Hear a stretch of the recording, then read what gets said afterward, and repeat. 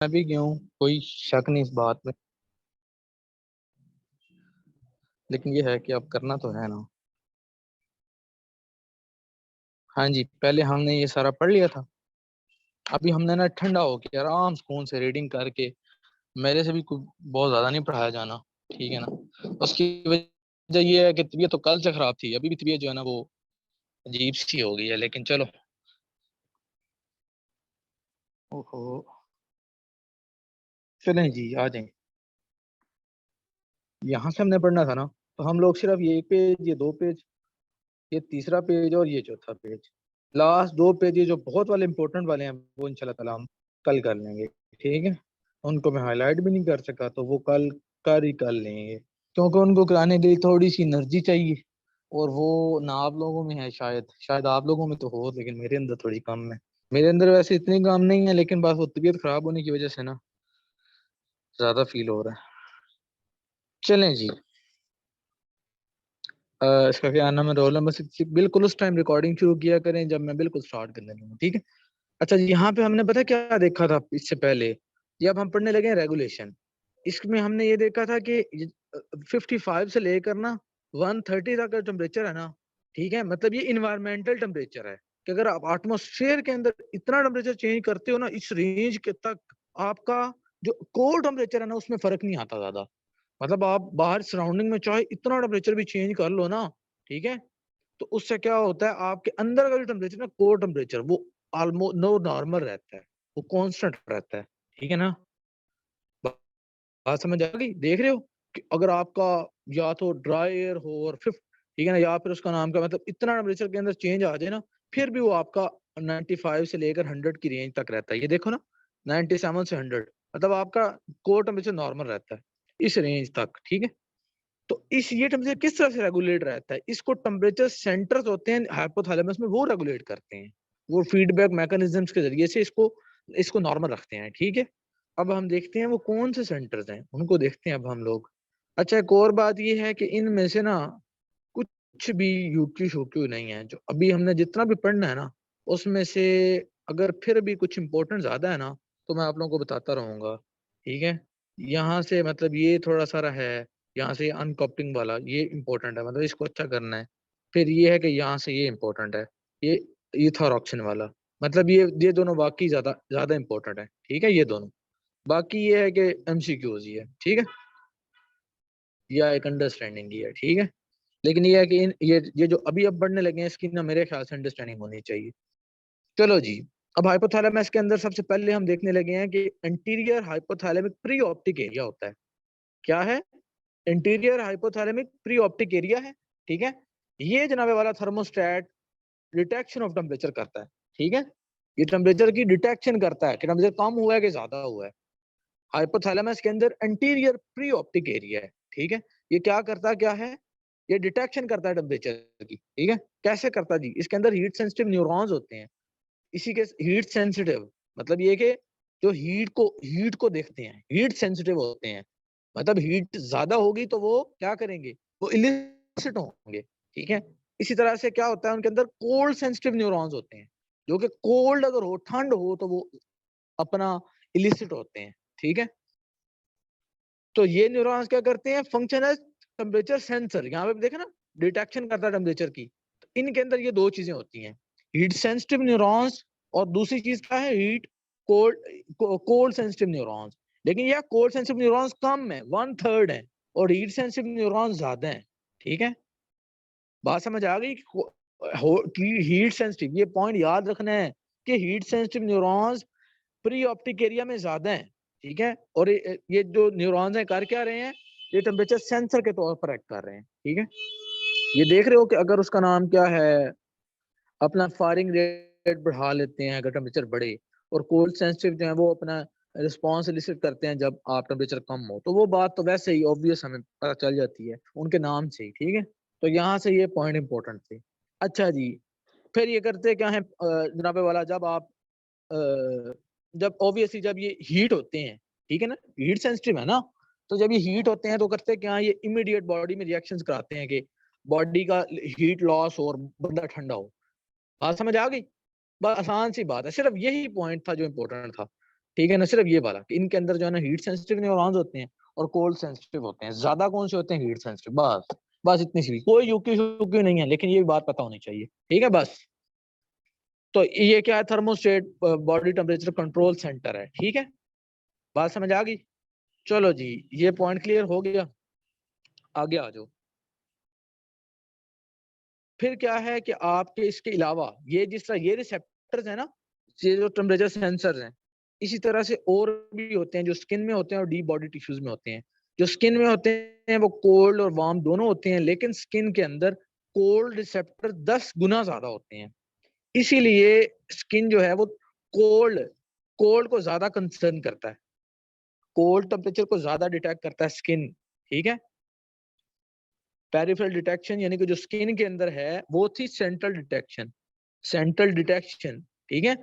Central जो है ना वो सेंसेशन, ठीक है, वो क्या थी? वो एंटीरियर प्री ऑप्टिक एरिया के अंदर थी। अब ये जो स्किन के अंदर है ये ज्यादा कोल्ड के लिए हैं दोनों, हैं वहां पे भी दोनों, लेकिन ये 10 गुना ज्यादा है कोल्ड वाले। कोल्ड वाले जो रिसेप्टर है वो 10 गुना ज्यादा है।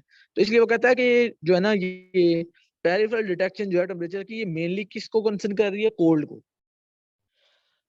ठीक है। ये देखो जैसे वहां पे हमने पढ़ा ना कि अगर वो उनको हीट मिले तो वो फिर इमीडिएटली वो सारा काम कराते हैं, जिनके जरिए से क्या होता है, जिनके जरिए से हीट लॉस हो और बंदा ठंडा हो। तो यहाँ पे ये होता है कि अगर बंदा ठंडा हो जाए तो फिर ये सारे वो काम कराते हैं जिनके जरिए से बंदा गर्म हो। शिवरिंग कराते हैं, हीट प्रोडक्शन कराते हैं, वैसो कंस्ट्रक्शन कराते हैं। बेसिकली हम ये ऑलरेडी पढ़ चुके हैं, ठीक है, कि शिवरिंग करा के, ठीक है। ये काम कराता कौन है? अब पता चला कि ये काम इन्होंने कराने हैं, इन्होंने, अब पता चला, ठीक है। चलो जी, अब आगे आ जाओ, ठीक है ना।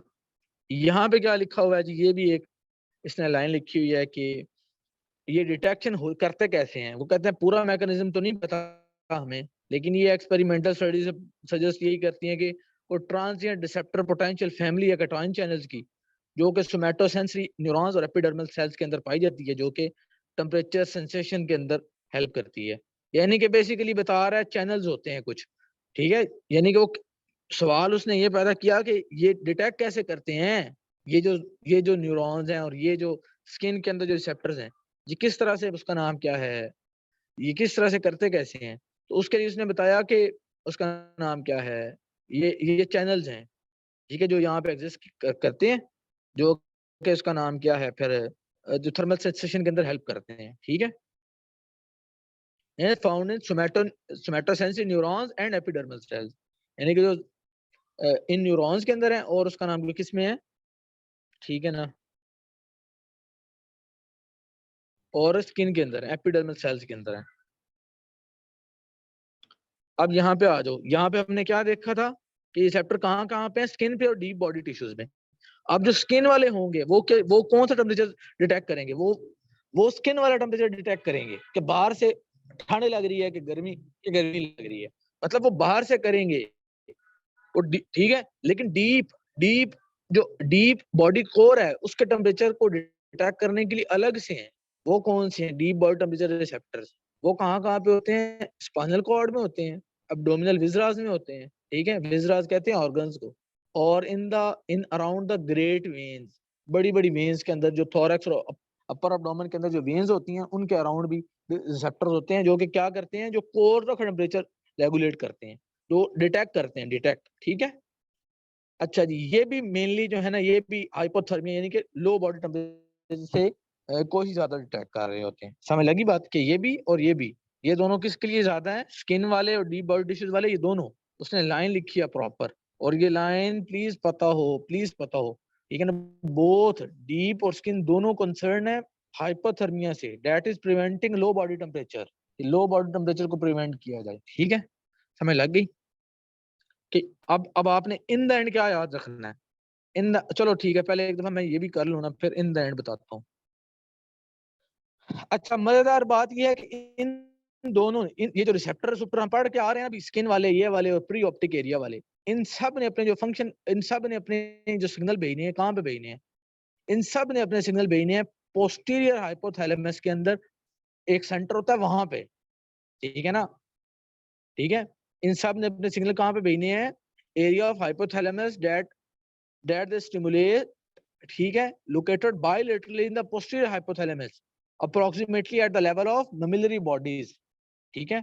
ये ममिलरी बॉडीज वगैरह ये सब चीजें न्यूरो की हैं, बस आपने इतना याद रखना है कि पोस्टीरियर हाइपोथैलेमस के अंदर एरिया है, ये सब अपने सिग्नल वहां पे भेजते हैं बस। या फिर आप बेशक पोस्टीरियर हाइपोथैलेमस ही याद रख लो कि इंटीरियर हाइपोथैलेमस से प्री ऑप्टिक एरिया, यहाँ से पेरिफेरल जो हैं रिसेप्टर्स वो जो कि स्किन में, स्किन के अंदर हैं, जो कि बाहर से स्किन का टेम्परेचर देखते हैं, और यहाँ से डीप टेम्परेचर, इन सब ने अपने सिग्नल कहाँ पे भेजने हैं, यहाँ पे भेजने हैं पोस्टीरियर हाइपोथैलेमस में, ठीक है।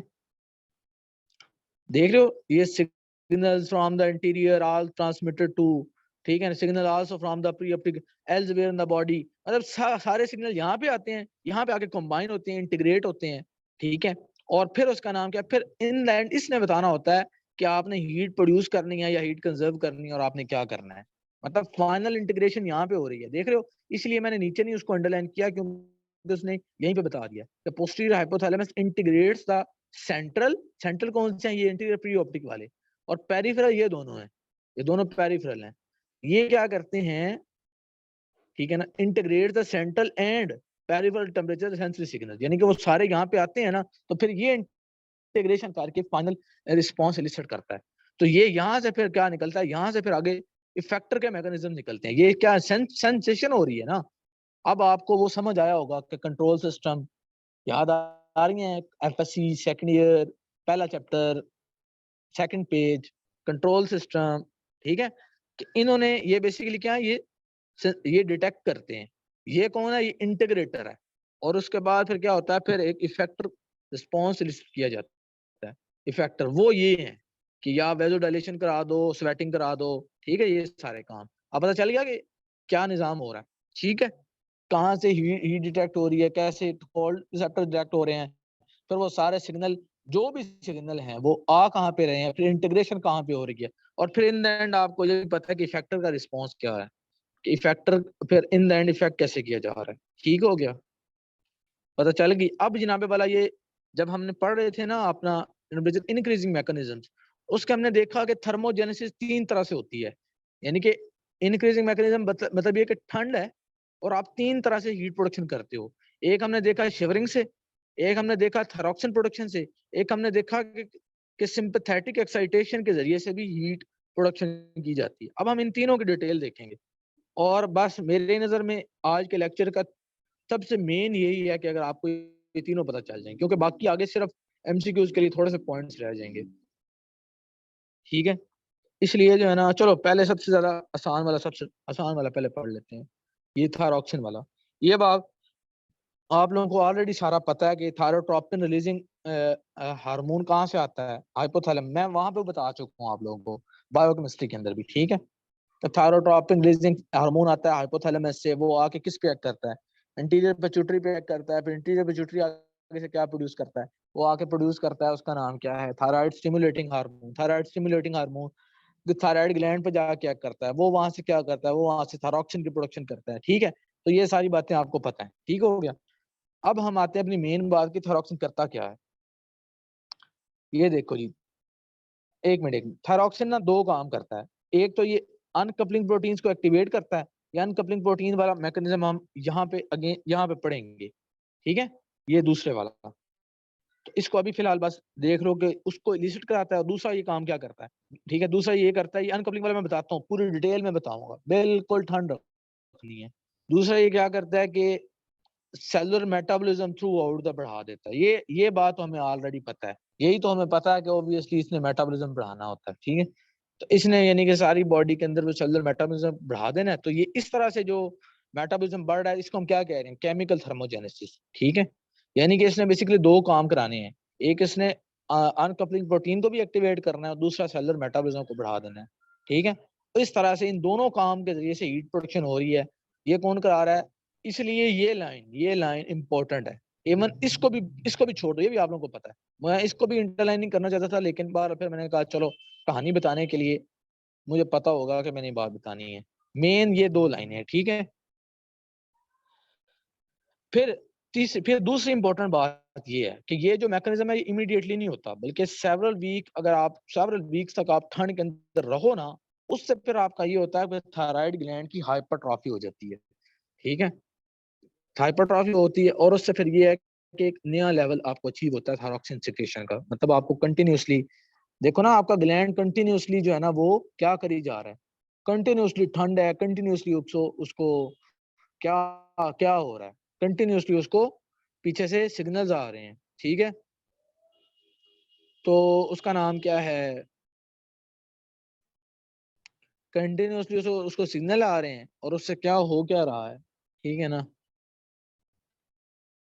उससे ये हो रहा है कि थायराइड ग्लैंड जो है वो आपका थायरॉक्सिन प्रोड्यूस करी जा रहा है और वो उसकी हाइपरट्रॉफी हो रही है।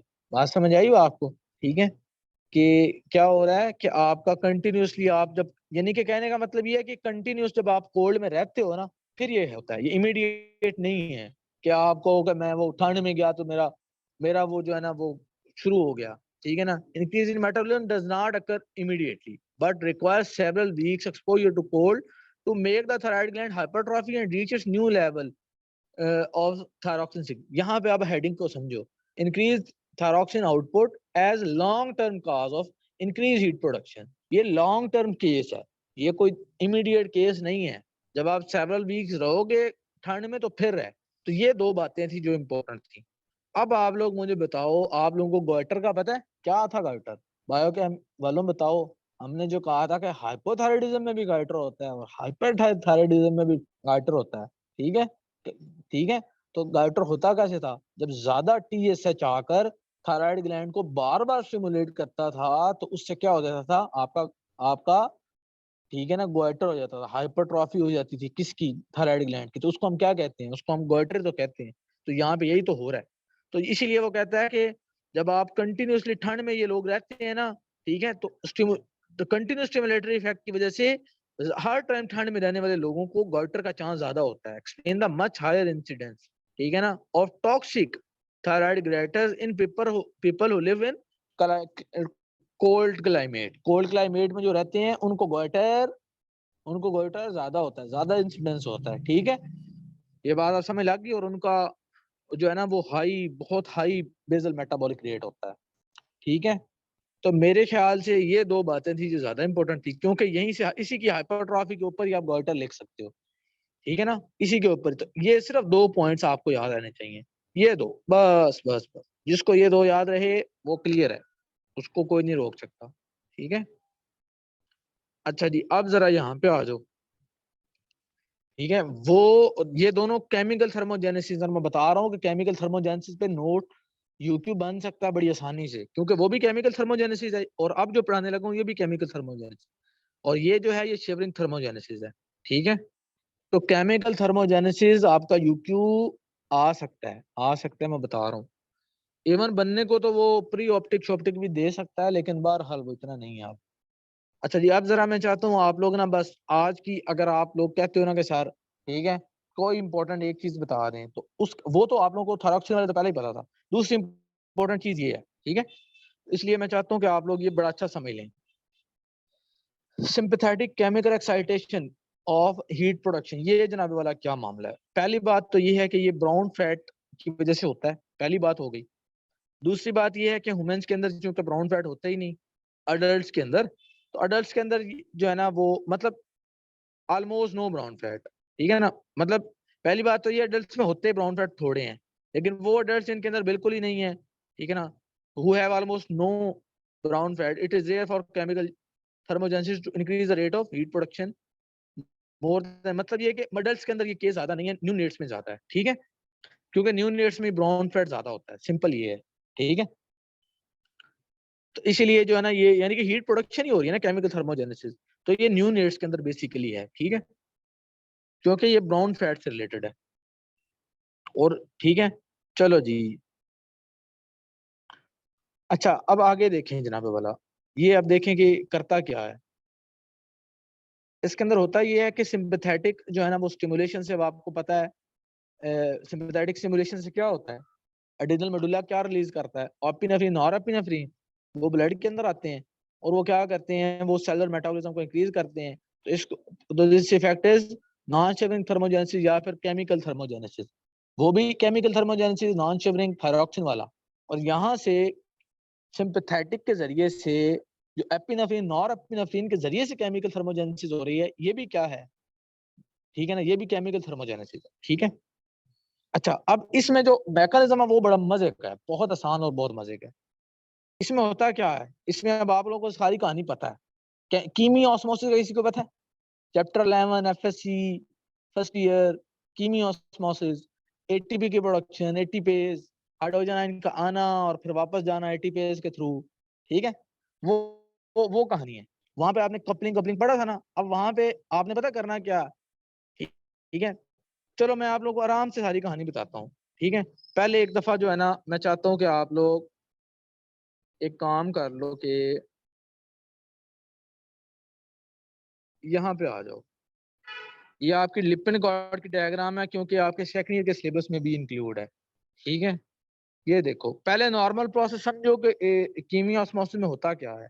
उसमें पता होता क्या है, उसमें होता ये है कि आपके मैट्रिक्स से ना हाइड्रोजन आयंस बाहर जाते हैं, ठीक है। ये हाइड्रोजन आयंस देख रहे हो, ये बाहर जाते हैं, ठीक है। कहाँ जाते हैं, बाहर कहाँ जा रहे हैं तो ये इंटरमेम्ब्रेनस स्पेस में जाते हैं। ये बातें आपको पता है। फिर ये है कि इन्होंने वापस आना होता है, मैं आपको पूरी डिटेल तो नहीं ना इसकी बता सकता, बस इतना ही है कि, ठीक है ना, कि इन हाइड्रोजन आयंस ने फिर एटीपेज के थ्रू, ये देख रहे हो ये एटीपेज है, इसके थ्रू वापस आना होता है। ये अपनी कंसंट्रेशन ग्रेडियंट के क्रॉस आते हैं, ठीक है। और इनकी एनर्जी की वजह से जो ये अपने कंसंट्रेशन ग्रेडियंट के अक्रॉस, देखो ना, अब कंसंट्रेशन बाहर ज्यादा होगी एच पॉजिटिव की, क्योंकि बाहर चले गए हैं, बाहर चले गए हैं ना। तो अब एच पॉजिटिव कंसंट्रेशन बाहर बहुत ज्यादा हो गई होती है, यानी कि इनका कंसंट्रेशन ग्रेडियंट एक पूरा डिफ्यूजन ग्रेडियंट क्रिएट हो गया होता है। फिर जब ये अपनी कंसंट्रेशन ग्रेडियंट के क्रॉस अंदर आते हैं ना, माइटोकॉन्ड्रियल मैट्रिक्स के अंदर, अब इनके पास जो एनर्जी होती है, उस एनर्जी को यूज करके एटीपेज क्या करता है, एडीपी को एटीपी में कन्वर्ट कर लेता है। तो इस तरह से हमारी एटीपी बनती है, ठीक है। तो इसको हम क्या कहते थे, इसको हम कपलिंग कहते थे, कपलिंग, ठीक है। कि हाइड्रोजन आयंस की मूवमेंट जनाबे वाला वो कपल होगी एटीपी के प्रोडक्शन के साथ। अच्छा, अब यहाँ पे अब क्या होता है कि जब कुछ होती हैं अनकपलिंग प्रोटीन्स, जैसा कि थर्मोजेनिन वगैरह, ये अब क्या करती हैं, ये देखो, वो हाइड्रोजन आयंस जिन्होंने अंदर आना था ना और आगे एटीपी बनानी थी, ये कहते हैं भाईजान छोड़ो एटीपेज को, एटीपी को छोड़ो, हम ठंड से मार रहे हैं। ये देख रहे हो, अनकपलिंग प्रोटीन के जरिए से एक चैनल बन जाता है, ठीक है, जो अलाउ करता है कि प्रोटॉन्स को के री एंटर करो आप मैट्रिक्स के अंदर, ठीक है ना, without capturing any energy as ATP. ATP को छोड़ो, अंदर आने की करो और हीट प्रोडक्शन करो। अब वो कंसंट्रेशन ग्रेडियंट के क्रॉस जब मूव करते हैं तो उससे हीट प्रोडक्शन होती है, हीट यानी कि उनकी सारी जितनी एनर्जी होती है वो हीट की सूरत में डिसिपेट हो जाती है, उससे बॉडी को मिलती है हीट। ये काम कब हो रहा है, केमिकल थर्मोजेनेसिस के जरिए से। कराता कौन है, वही एपिनेफ्रिन और एपिनेफ्रिन। ये है, ये चीज क्या है, माइटोकॉन्ड्रिया। ये प्रोटीन कौन सी है, अनकपलिंग प्रोटीन। ये देख रहे हो, जिसके जरिए से माइटोकॉन्ड्रिया अंदर आ रहे हैं। तो ब्राउन फैट के अंदर माइटोकॉन्ड्रिया होते हैं, माइटोकॉन्ड्रिया के अंदर अनकपलिंग प्रोटीन है जो कि हाइड्रोजन आयंस को अंदर अंदर आने दे रही है, एटीपी की प्रोडक्शन नहीं हो रही, अनकपलिंग, अनकपलिंग आप इसको कहोगे, ठीक है। और उसका नाम क्या, ये सारा प्रोसेस हो रहा है ब्राउन फैट्स के अंदर, ठीक है। तो इस तरह से हमें हीट मिल रही है। मुझे उम्मीद है बात समझ आ गई होगी, इससे अच्छी डायग्राम नहीं थी, ठीक है। ओहो,